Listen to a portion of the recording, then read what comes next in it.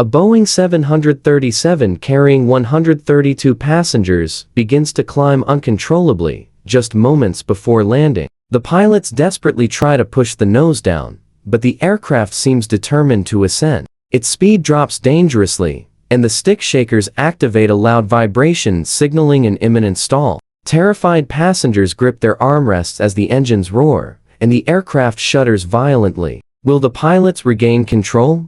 Or will a simple oversight seal the fate of Flight 3894? September 23 ARD, 2007. A Thompson Fly Boeing 737-300, carrying 132 passengers and 5 crew, prepares for departure from Faro, Portugal. The passengers, many returning from summer holidays, are bound for Bournemouth, England, a 2.5-hour journey. The aircraft, a 12-year-old Boeing 737-300, is a reliable yet dated model, featuring a mix of analog dials and CRT displays. While lacking modern advancements, it's designed for safe, efficient operations. In command is a 56-year-old captain with over 11,000 flight hours, but only 400 hours on the 737. His first officer, 30, is also relatively new to jets, with 800 hours on the 737. On this flight,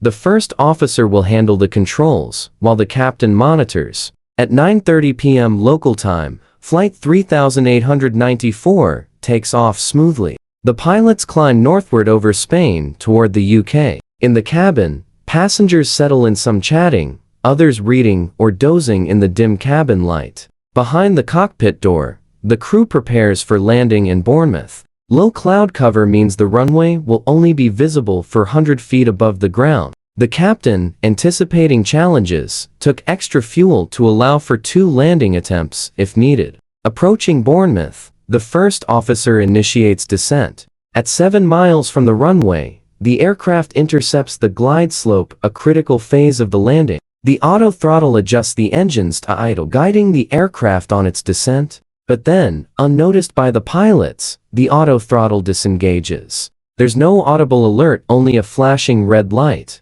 With the throttle at idle, the aircraft continues to descend, but its speed starts to drop below safe limits. The pilots, unaware of the disconnect, proceed as planned. As the speed decreases, they extend the flaps to 25. The aircraft slows further, but the autopilot compensates by adjusting the tailplane, increasing the angle of attack to maintain lift. Unbeknownst to the crew, this sequence of events sets the stage for disaster. Flight 3894 is now on a dangerous trajectory. The pilots, still unaware of the auto throttle's disengagement, are about to face a critical emergency, one that will test their training, instincts, and resolve. Will they act in time to save the aircraft and its 137 souls?